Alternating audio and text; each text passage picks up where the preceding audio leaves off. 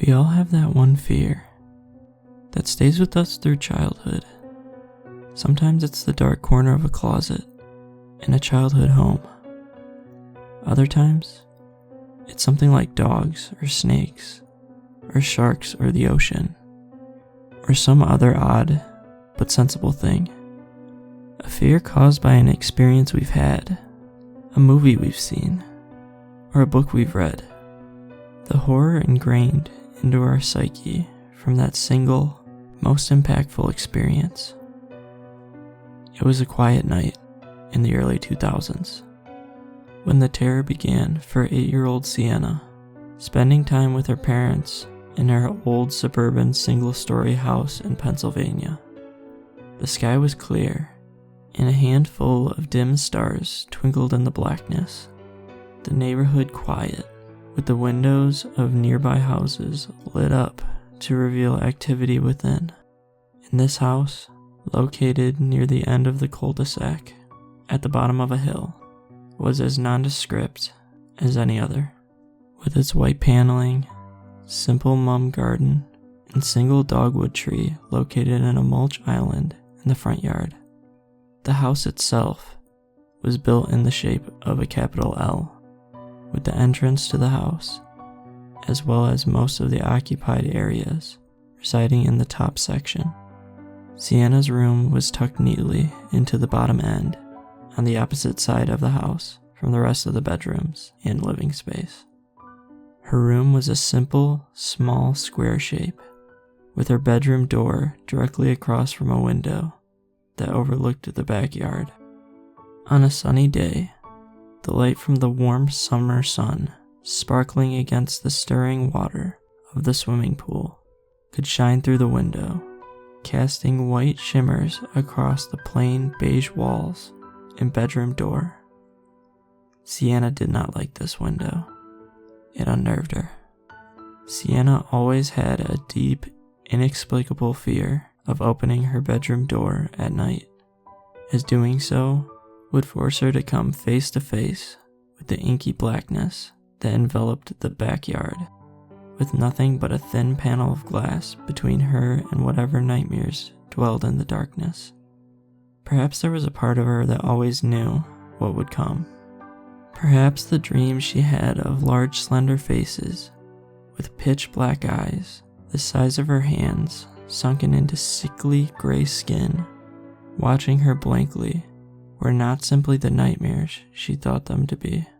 From what was to come, she would begin to suspect that those awful dreams were memories that had been buried deep in her mind in an attempt to protect herself from the trauma of what they had done to her.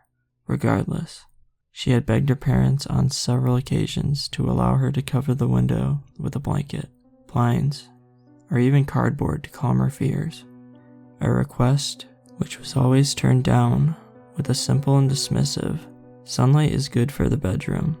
Keep the germs away," her mother said. This night, Sienna followed her usual routine, and at about 8 or 9 p.m., she wished her parents good night and walked down the long hall to her bedroom, turning the corner and reaching for the doorknob. A moment of hesitation struck her, as it usually did before she would swing her door open to reveal the empty blackness of the uncovered window from across the room. Taking a deep breath, she gripped the knob tightly in her small hand, turning it and pushing the door open, then reaching around the door frame to flick the light switch as she always had. As the light flashed on and illuminated the room, the breath Sienna had taken was ripped from her lungs.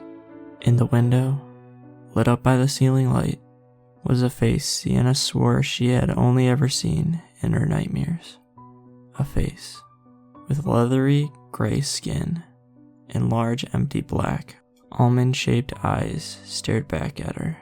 Her stomach dropped, filling with icy terror.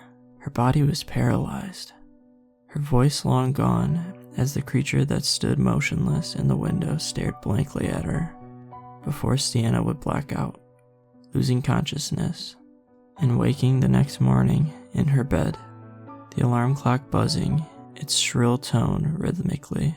Her body would be soaked in sweat, her heart pounding, and her throat dry. She would glance over at the window from the safety of her bed on the far side of her room from her bedroom door and that horrible window. The buttery rays of dawn sunshine would fill her room, and she would convince herself that what she had experienced was just another, more vivid nightmare.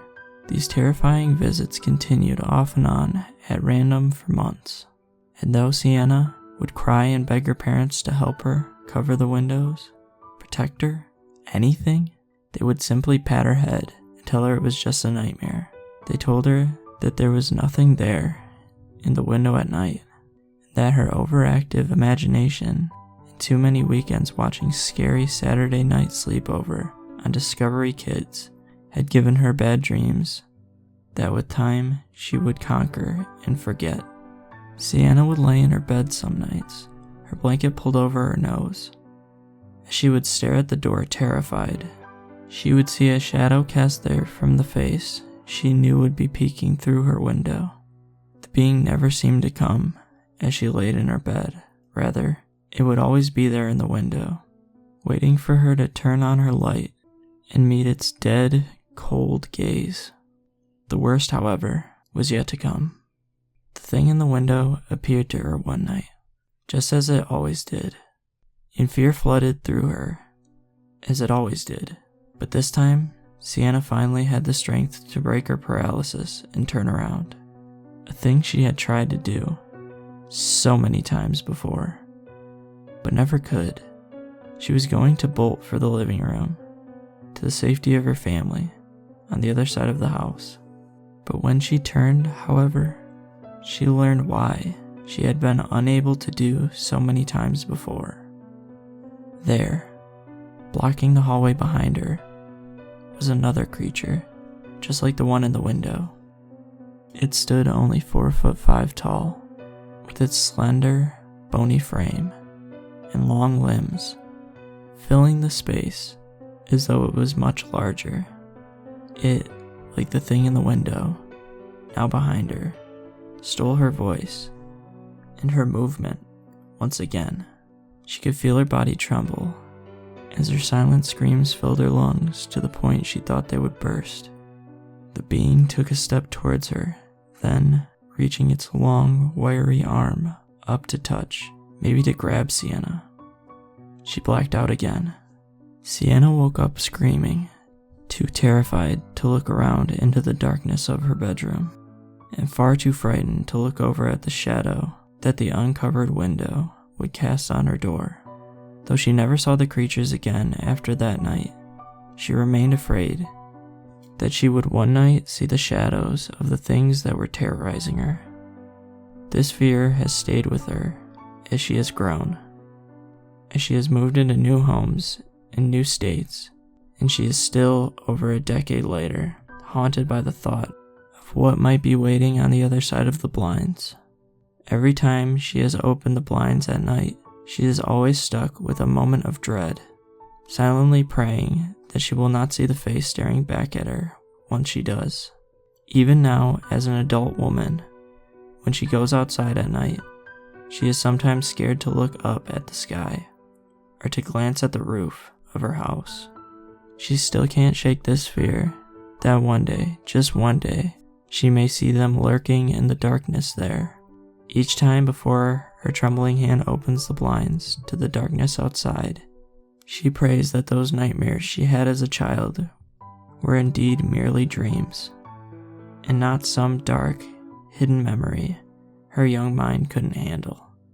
She prays she doesn't look up one day and meet the dead, black eyes that have haunted her since childhood.